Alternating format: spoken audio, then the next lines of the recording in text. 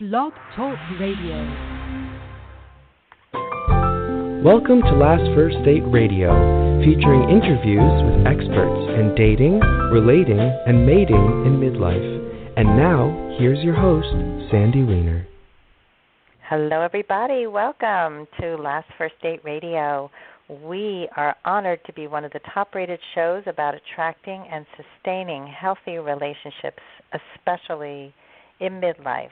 And today I am so excited to be speaking with my friend and colleague, holistic health coach Nina Manolson, about how to love your body from the inside out and having the confidence that comes from loving your body first and how it can emanate into your love life.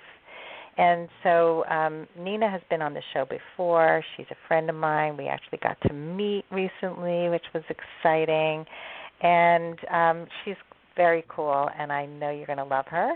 And just a couple notes about a little bit about what I do as a dating coach and the approach that I have that's a little bit different is that I take a holistic approach, just like Nina takes a holistic approach to diet and nutrition and nourishing your body.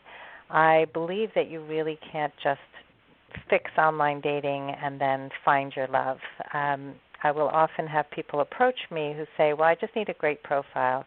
And the truth is that if you don't look within and see the parts that need some attention, the blind spots that you are not seeing, the patterns that may not be clear to you but will be clear to me, and probably to the men that you're meeting, if you don't really address those, it doesn't matter how great you look, how fabulous your hair is, how great your profile is, it's just not going to work. And so I don't do the little Band-Aids on your love life. I look at the whole picture. And I want all my clients to go on their last first date. So, really helping you get vulnerable and reveal your true self when you're out there dating, to have the courage to stand up and be you. And my catchphrase is to be a woman of value. That's something I truly believe in, and I'm actually planning my Woman of Value retreat, the second retreat. It's going to be in the fall. I'm just finishing up the last few tidbits before I start talking about it and putting it out there in the world. But I was just watching the testimonials today from last year, and oh my God, totally transformative, and I love doing this work. So every week I do bring you a tip on how to be a woman of value, and this week's tip is step number 8, be firm about your standards. I just taught a whole course on boundaries, so standards, boundaries, know your standards and stay true to them. And this is not just about love. This is about your whole life. I really, really encourage you to know those things that are a line in the sand, the must-haves that you need to make your life go smoothly, to be in alignment with who you really are. Because if you start giving up the things that are important to you, you're really giving up bits of yourself. And I don't want you to do that. I did that for a lot of my life, and I really don't want anybody to do that. So I'm going to introduce Nina, and then before I do, I just wanted to also just remind anybody who's single and not part of my Facebook group, which is called Your Last First Date. This is a private group. Your posts are completely private, and you have to apply to get in.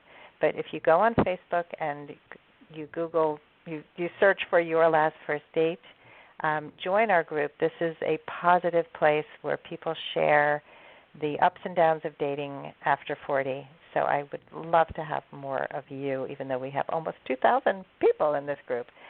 All right, so Nina Manolson, she helps women over 40 end their war with food and make peace with their bodies. She's a certified psychology of eating coach and a holistic health coach, and she works with women who want to create a healthy, positive relationship with themselves. She specializes in helping smart women who already know what they should be doing to feel their best. These women have tried many ways of feeling good in their bodies, and they're still challenged to make healthy living choices happen consistently and sustainably in their busy lives. So So join me now for episode 269, Body Love, Confident and Sexy from the Inside Out. Welcome, Nina. Thank you, Sandy. I love hearing about everything that you're doing. It's so exciting. Your retreat sounds amazing, and that, Facebook group sounds juicy. And we talked about boundaries. I was on one of my Nourished Path calls, which is my small group work, and we were just diving into boundaries, and how do you create that inner easy boundary that lets you take care of yourself and keeps out what really doesn't serve you. It's very powerful work. Yeah, boundaries are so critical everywhere in your life. So that's so cool that you talked about it in regard to your nourishing your body. Yeah. I mean, I have clients who have specific eating habits or diet restrictions, and they were in the past embarrassed about it and didn't want to talk about it with their dates. Like they would just kind of go to restaurants that didn't really have the food that they loved and just kind of sit there and not be able to eat. And so I would encourage these women to be proud of who they are, to just, assert themselves and say this is what works for me. And, nobody who's a quality person is going to care that you're taking care of yourself. And actually, I would respect a person more if they told me that this is what they needed for self-care. Absolutely, absolutely. And often what happens is when we don't do that, when we don't set those boundaries, and life happens, and it starts to feel like life is happening to us when we don't have boundaries, and everything feels like too much, and I'm not getting my needs met, then women who are predisposed to turning to food to soothe and to take care of themselves go to the food and eat more than serves their body, or make choices that don't really serve their body, even when they know what the right thing is to do, but when they don't feel taken care of out in the outside world because their boundaries haven't been clear, suddenly it's like, okay, well, let me soothe myself, let me take care of myself in the way that this always worked, right? That pizza or a muffin or whatever. And I'm not saying that pizza or muffins are a terrible thing. It's just that, is that really what you need? Or are you using that as a way to create a boundary, right? Like, now I'm taking care of myself. Now I push the outside out. Yeah, so that's so important. Why are women struggling like this so much? Why are they not feeling good about themselves? Yeah, such an important place to start is, why is this going on? So it's layers and layers and of our culture saying women should look a certain way in order to be acceptable, in order to be desirable, in order to be valued, right? I love how that's your catchphrase, a woman of value. But so many women think, okay, the only way I can be valued is if I look like that woman on that billboard or in that magazine or on Instagram, right? That's how I can value myself, if I'm a certain size. And our culture perpetuates that with $1 billion diet industry. So you want to be that, don't you want to be that size? Here, if you want to be that size, let me put you on this diet and this diet and this diet and this diet. And that's going to cure it, right? We're going to fix you because something's wrong with you, that you don't fit into that mold. And the reality is that mold is crazy and was created mostly to create money, right? That whole, women didn't used to have to be, or supposed to be, tiny. It what came out of the clothing industry, out of the fashion industry, right? So we've been conditioned to think, and so have men often, but not always. It's not actually what they think. It's often what we think they think. But there's that conditioning of, I'm supposed to be a certain size, a certain weight. I'm supposed to have a certain look, and if I don't, then I should hate myself, and I should always be in a relationship of a project. My body is a project, and I've got to do something about it. And so we're relegated to these, and I'll get into it a little more, but these two specific phases of body relationship. And there's 5 phases that I have in my body love map. But the first 2 phases are that body hate. There's something wrong with me. I don't like the way I look. I look in the mirror. My butt is too big. My thighs are too big. I just, I don't like whatever, right? And I just don't want to deal with my body.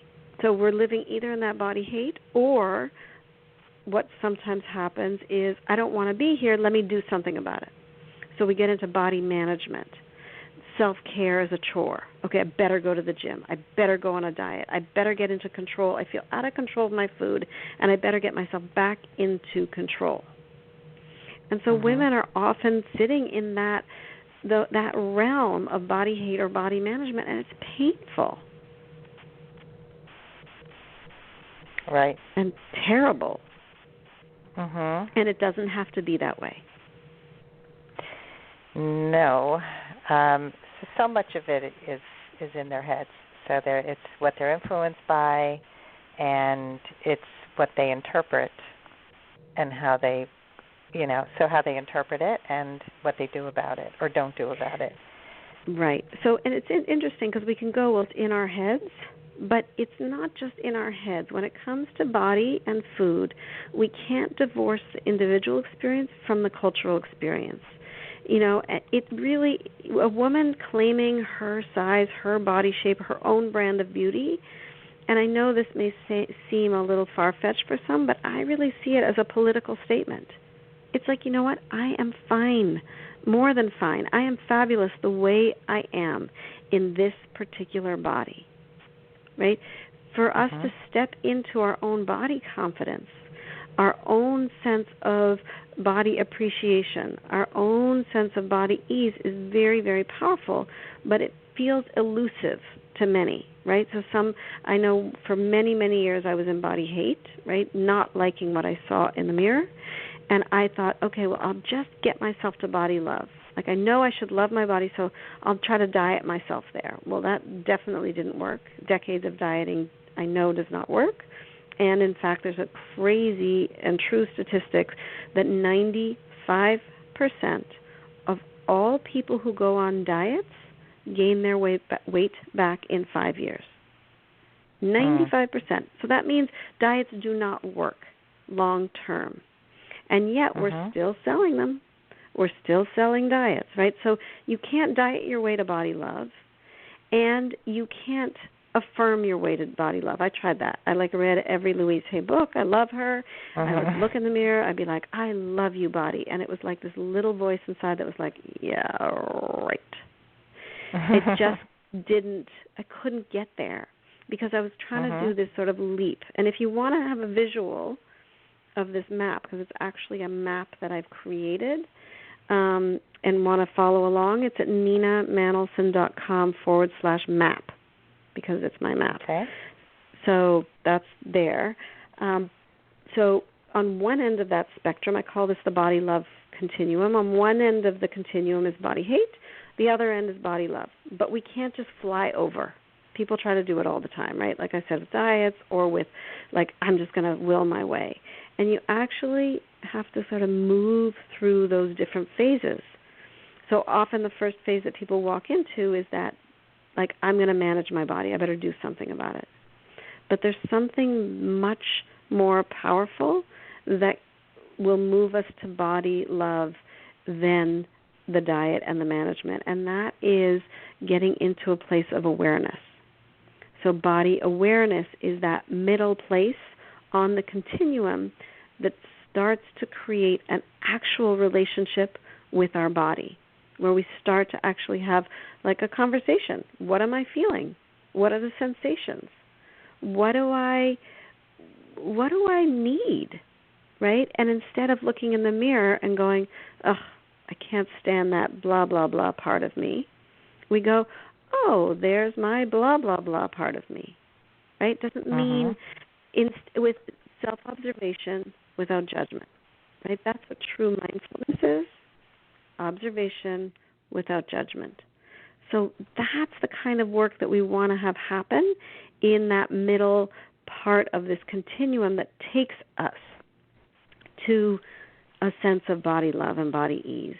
And the cool thing, the cool thing is that in that place of body awareness, we learn something that I don't hear other people talk about, which I know in my work is crucial for helping women become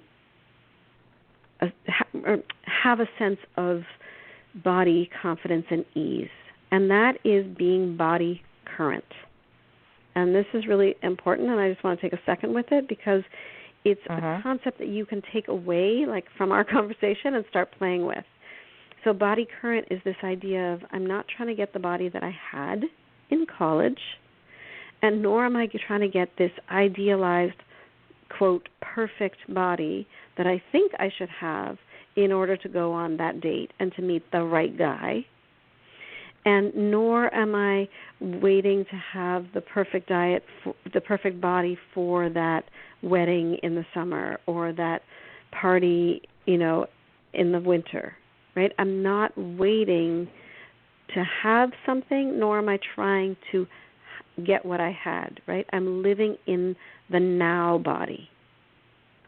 And that is so vital for women, especially when they're being in relationship to other people, because it's like almost when you're trying to meet somebody new or you're starting a relationship, it's like, well, if my body was this way, I wouldn't feel so self-conscious. Well, your body isn't that way. Let's be in relationship with this current body. And then we can learn how to nourish this current body. And that's where my work is. You know how you talk about a woman of value, I talk about nourished women, right? That's what we want to become, is a nourished woman.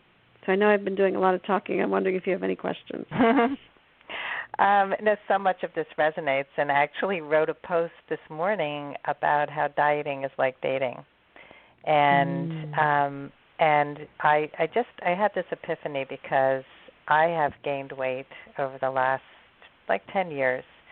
I am eating less, my metabolism is slower, I exercise every day, I eat less junk food, and I think I'm doing all the right things, and I've gained 10, 15 pounds. And I'm not happy about it. And so I finally did something about it. And so the thing is that most people complain about things that aren't working for them, and they keep trying the same thing over and over and expecting different results, or using these short-term ways of dealing with their issues.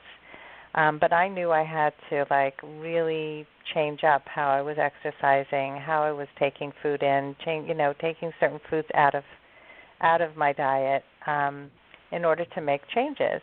And without really getting expert guidance, it's really hard to do these things on our own. And I think what I'm thinking that our listeners might be struggling with is, how do you love that body you have now when you haven't been happy with that body? So how do you do that? Right. So that's what this map is all about, right?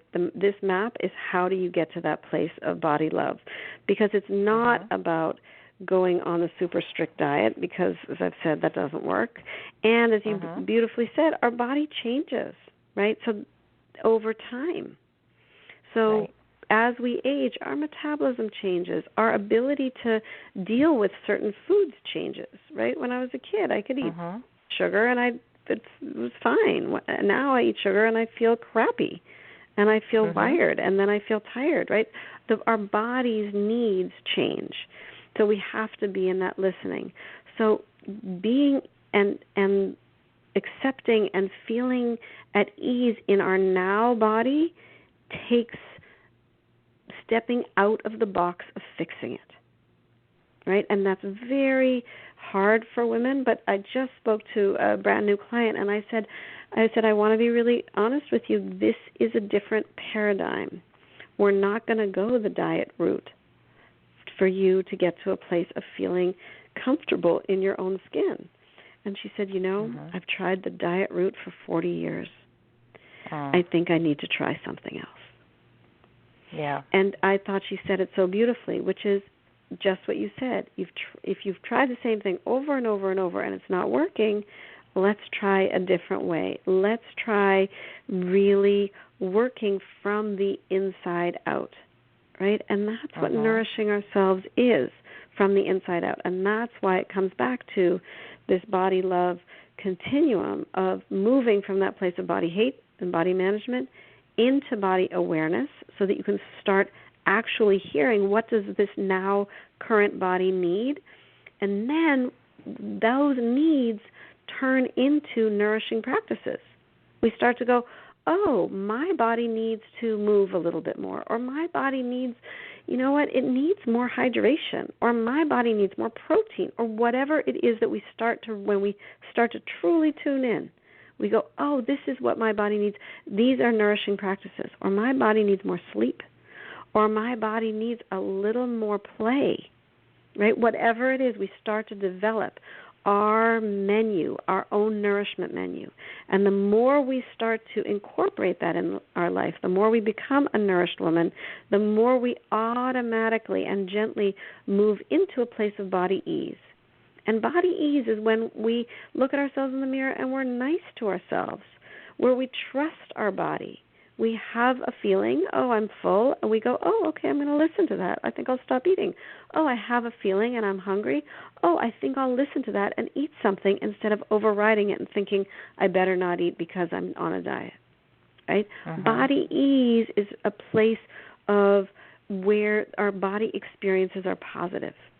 And the more that we can be in that place of body ease and practice those nourishing practices and experience more and more pleasure in our body, the more we can talk with compassion and kindness to ourselves, the more we just automatically drift into body love.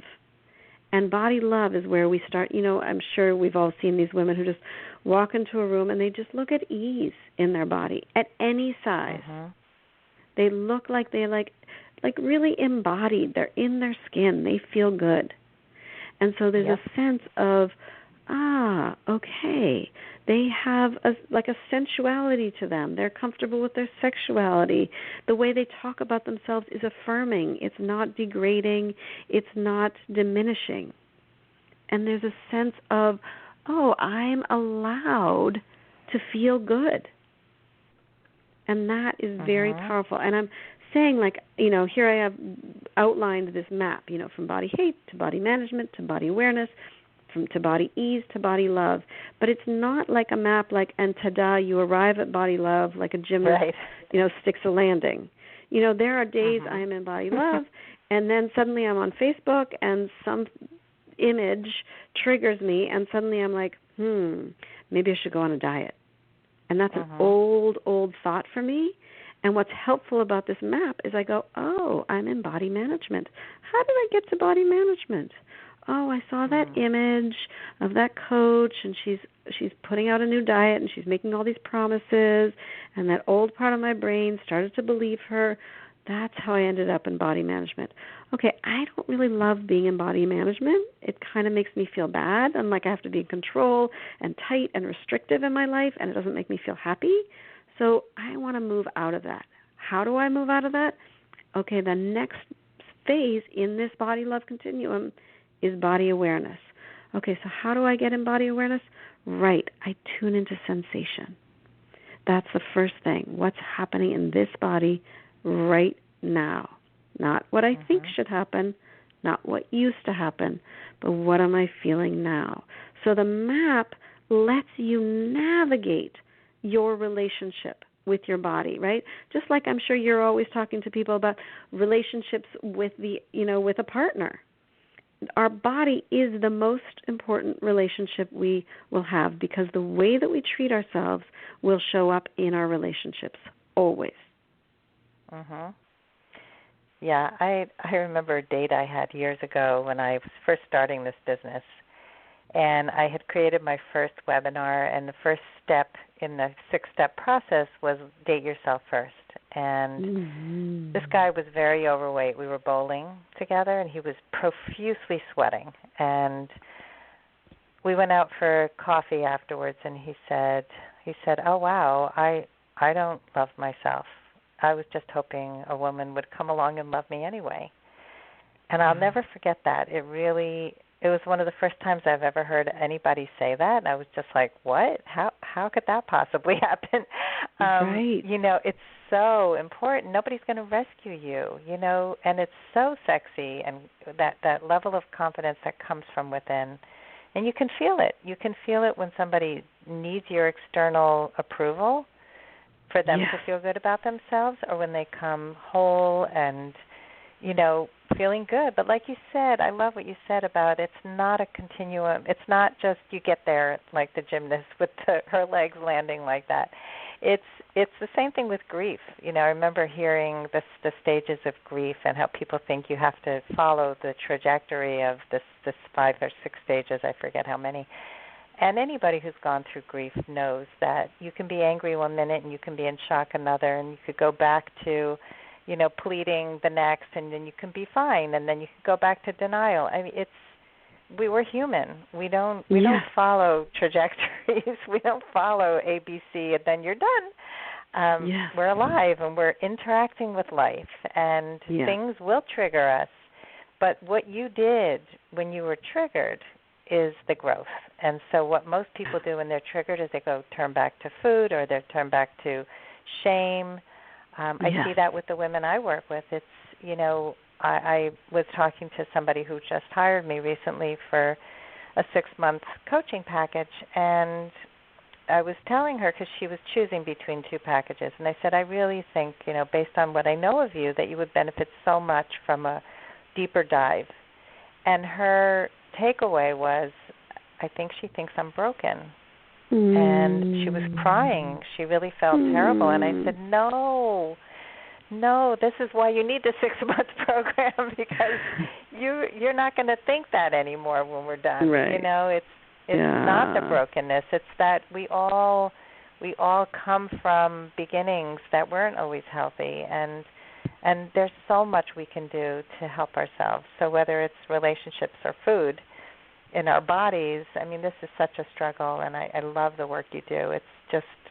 It's refreshing, it's nourishing, and it's not punitive like dieting, which to me, I hate the word diet. The whole idea of dieting is about restriction, and you can't have what other people can have, and somehow you're bad. You're being punished. That's how I always saw it.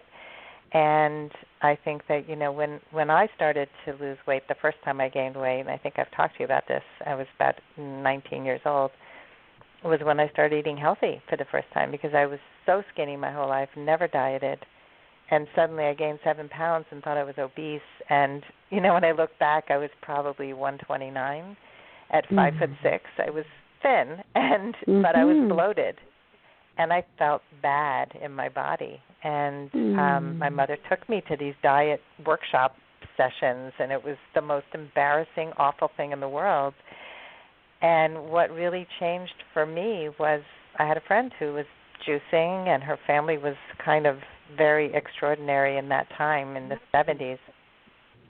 And they ate avocado and sprouts and whole grain breads, and I took sugar out of my diet, started eating healthy, started exercising, and the weight came off, and I felt like I was rewarding myself. Like I found a way to eat better and be conscious, because I was unconscious when I was skinny. Eat a loaf of bread, no problem. So I think just this consciousness and being in touch is just such a beautiful system that you've created. So if you can, I know we're like almost at the end of time here. This went really fast, but this is so rich and so wonderful. If you can leave our audience with some ways that they can start to practically put these into use in real life right now. Yeah. So one really, really simple way to just connect with yourself in a different way, and versus I should eat this, I shouldn't eat this, I'm having a craving for this, the whole war that often happens within us around food, is just try on this one phrase, which is, what nourishes me right now? What nourishes me right now? And just play with that and notice what comes up. I like that. And then, of course, if there's more... Yeah, go ahead. No, if there's, if you want to dive into it more, definitely look at the map, which is at ninamanolson.com/map. And if you want to really get on, if this resonates with you and gets on the journey, then reach out to me. Okay, and how can they do that? So the best way is to email me. I'm at nina@ninamanolson.com, and ninamanolson.com is my website. And I work with people individually, I work with groups, and I do programs. And coming up soon in the beginning of October is the Nourished Woman Intensive Program, which is a 28-day, really lovely deep dive into nourishing practices to sort of try it on. What does it feel like to really focus on self? And if you're just trying to figure out, like, how do I even, does this work resonate with me? Let's chat. I offer a get acquainted session, and just reach out and we'll chat. Perfect. That sounds lovely. And I encourage everybody to contact Nina. She is terrific. She does work that's unlike anything that you've probably ever done, and your body will thank you.